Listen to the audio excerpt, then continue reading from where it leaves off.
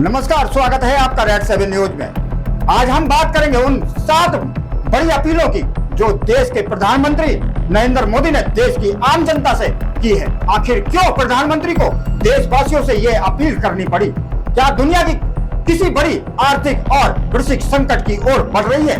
क्या पश्चिम एशिया में बढ़ते तनाव और तेल संकट का असर भारत पर भी पड़ सकता है?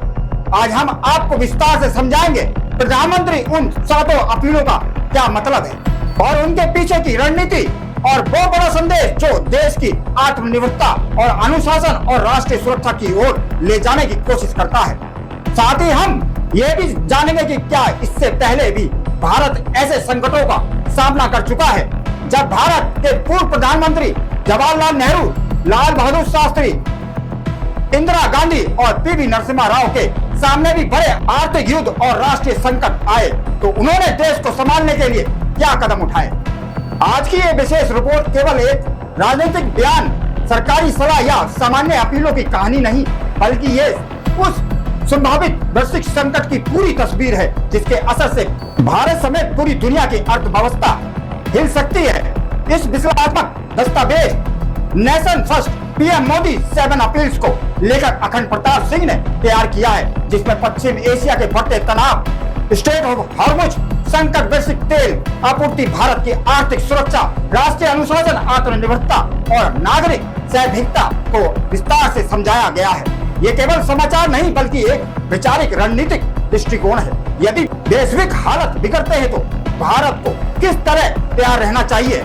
जब विश्व राजनीति बारूद की गन से भरने लगे, जब समुद्री व्यापार मार्गों पर युद्ध पोतों की छाया मंडराने लगे, जब वैश्विक अर्थव्यवस्था का रक्त माने जाने वाला तेल सुनिश्चित घेरों में आए, तब किसी भी राष्ट्र की असली शक्ति केवल उनकी सेना या अर्थव्यवस्था नहीं होती, बल्कि उसके नागरिकों का अनुशासन, धैर्य और राष्ट्रीय चेतना होती है। यही इस पूरे दस्तावेज का मूल संदेश है। दस्तावेज में बताया गया कि पश्चिम एशिया में युद्ध जैसे हालात और स्ट्रेट ऑफ हॉर्मुज पर बढ़ते तनाव के कारण भारत के सामने केवल अंतर्राष्ट्रीय खबर नहीं बल्कि एक संभावित राष्ट्रीय आर्थिक चुनौती खड़ी हो गई। स्ट्रेट ऑफ हॉर्मुज वही समुद्र मार्ग है जहां दुनिया का लगभग 20% समुद्री तेल बड़े एलएनजी शिपमेंट से गुजरते हैं। अगर ये मार्ग बंधित होता है तो उसका असर केवल तेल कंपनियों तक सीमित नहीं रहता, बल्कि उसकी गूंज आम नागरिकों की रसोई, खेत, फैक्ट्री, बाजार और जेब तक पहुंचती है। 2026 में ईरान युद्ध और हॉर्मुज संकट के कारण जहाजों की आवाजाही प्रभावित हुई, बीमा लागत बढ़ी और तेल की कीमतें $100 तक प्रति बैरल से ऊपर पहुंच गई। भारत अपनी जरूरत का सबसे बड़ा हिस्सा आयात तेल से पूरा करता है और उसका प्रमुख स्रोत पश्चिम एशिया है। इसी पृष्ठभूमि में प्रधानमंत्री नरेंद्र मोदी ने 10 मई 2026 को हैदराबाद से देशवासियों से 7 अपीलें की। दस्तावेज में साफ लिखा है कि यह अपील केवल प्रशासनिक सुझाव नहीं था, बल्कि गहरी रणनीति, चेतावनी, आर्थिक दुर्दशा और राष्ट्रीय अनुशासन का आह्वान थी। दस्तावेज का मुख्य भाव यही कि राष्ट्रीय संकट, आर्थिक दबाव, वैश्विक स्थिरता, ऊर्जा सुरक्षा, खाद्य सुरक्षा और आत्मनिर्भरता जैसे विषयों में नागरिक भी प्रत्यक्ष भागीदारी बने। पहली अपील थी जहां संभव हो वर्क फ्रॉम होम को प्राथमिकता दें, खासतौर पर आईटी, शिक्षा, प्रशासन, कंसल्टिंग और ऑनलाइन सेवाओं से जुड़े लोगों से कहा गया कि वे कार्यालय आने जाने के बजाय घर से काम करें। इसके पीछे के उद्देश्य केवल सुविधा नहीं था। दस्तावेज में बताया गया कि इससे पेट्रोल डीजल की खपत कम होगी, ट्रैफिक और प्रदूषण घटेगा, आयातित ईंधन पर निर्भरता कम होगी, समय और संसाधनों की बचत होगी और राष्ट्रीय स्तर पर ऊर्जा सुरक्षा मजबूत होगी।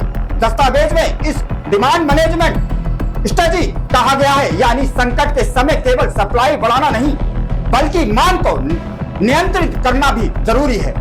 दूसरी अपील थी 1 वर्ष तक सोना खरीदने से बचें। दस्तावेज में कहा गया कि भारत दुनिया का सबसे बड़ा सोना आयातकों में शामिल है। सोना विदेशों से खरीदा जाता है जिससे विदेशी मुद्रा यानी डॉलर रिजर्व पर दबाव पड़ता है।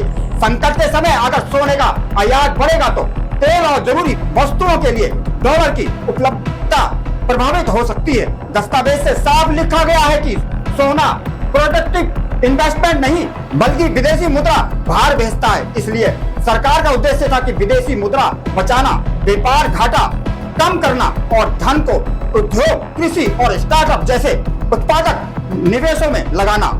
और तीसरी अपील, पेट्रोल और डीजल का कम उपयोग करना तथा मेट्रो और सार्वजनिक परिवहन अपनाएं। उदाहरण के तौर पर दिल्ली मेट्रो का जिक्र आया। दस्तावेज में विस्तार से बताया गया कि तेल की कीमतें बढ़ने का अर्थ केवल महंगा पेट्रोल नहीं बल्कि ट्रांसपोर्ट महंगा होना, उद्योगों की लागत बढ़ाना, खाद्यान्न और दैनिक उपयोग की वस्तुएं महंगी होना और महंगाई का हर घर तक पहुंचना।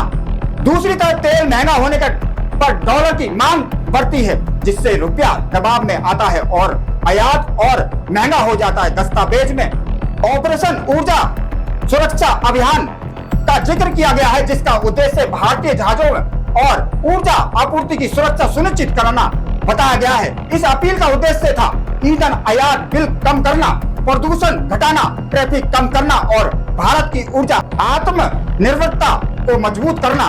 दस्तावेज में इसके उद्देश्य भी बताए गए हैं।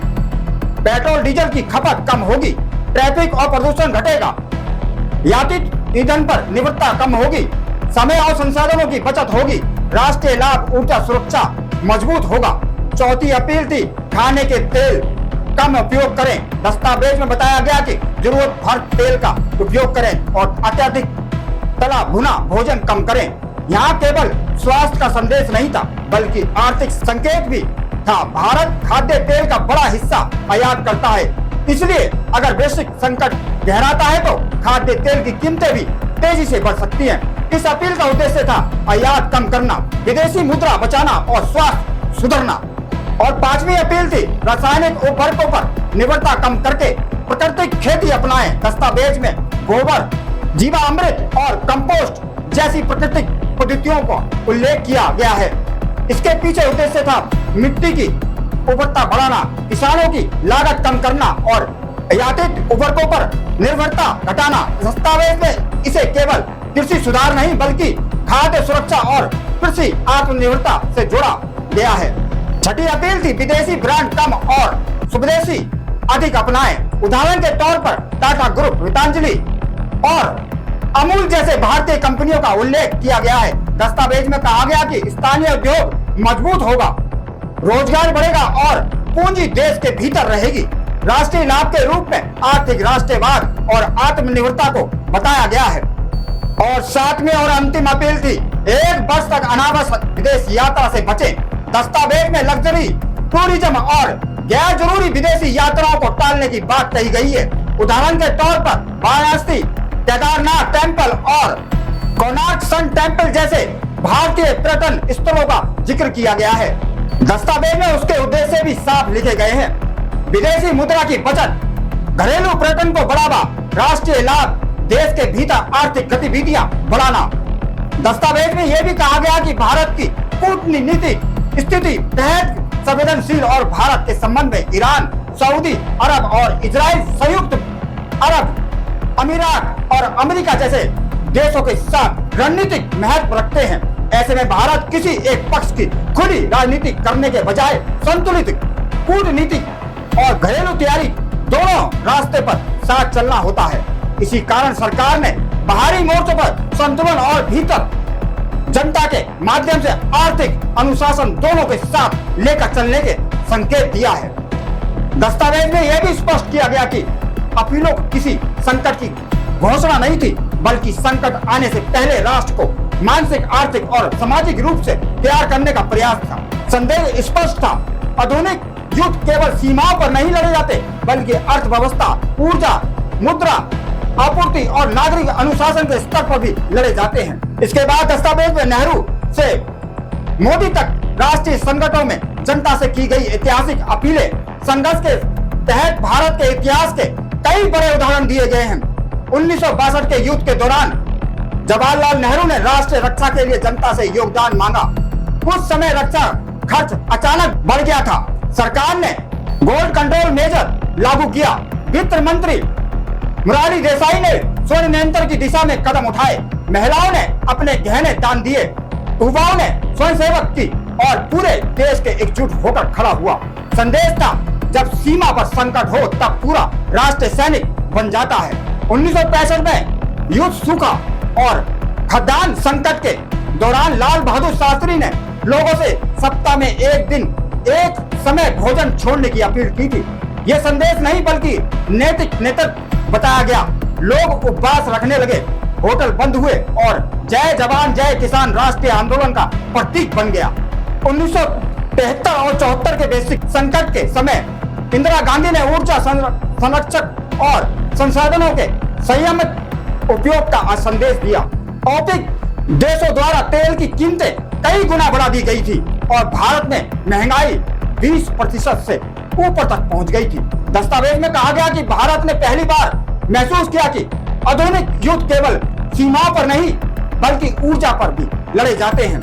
1991 में विदेश मुद्रा संकट के दौरान पीवी नरसिम्हा राव की सरकार ने आर्थिक सुधारों पर उदारीकरण का रास्ता चुना। स्थिति इतनी गंभीर थी कि भारत के पास केवल कुछ सप्ताह का आयात भर का विदेशी मुद्रा भंडार बचा था और देश को अपना स्वर्ण भंडार गिरवी रखना पड़ा। दस्तावेज में कहा गया कि संकट ने भारत को बदलने का अवसर दिया। 2013 में स्वर्ण आयात और डॉलर दबाव संकट का भी जिक्र किया गया है, जब सरकार को आर्थिक अनुशासन के कदम उठाने पड़े। संदेश था, व्यक्तिगत निवेश से पहले राष्ट्रीय आर्थिक स्थिरता। और जब दस्तावेज के अनुसार 21वीं सदी में प्रधानमंत्री मोदी की ये 7 अपीलें उसी ऐतिहासिक परंपरा का आधुनिक स्वरूप है, जहां राष्ट्रीय सुरक्षा केवल सेना नहीं बल्कि ऊर्जा, अर्थव्यवस्था और मुद्रा आपूर्ति, आत्मनिर्भरता और नागरिक अनुशासन से तय होती है। दस्तावेज में अंत में लेखक अखंड प्रताप सिंह ने लिखा है कि राष्ट्र केवल सांसदों से नहीं बनता, राष्ट्र तब बनता है जब जनता खुद कहती है, मेरा सुख बाद में, राष्ट्र पहले, मेरा उपभोग बाद में, राष्ट्र पहले, मेरा स्वार्थ बाद में, राष्ट्र पहले। और यही भारत की आत्मा है, भारत की चेतना है और भारत की अमर परंपरा है। तो आप बने रहिए रेड 7 न्यूज के साथ। जय हिंद, जय भारत, वंदे मातरम।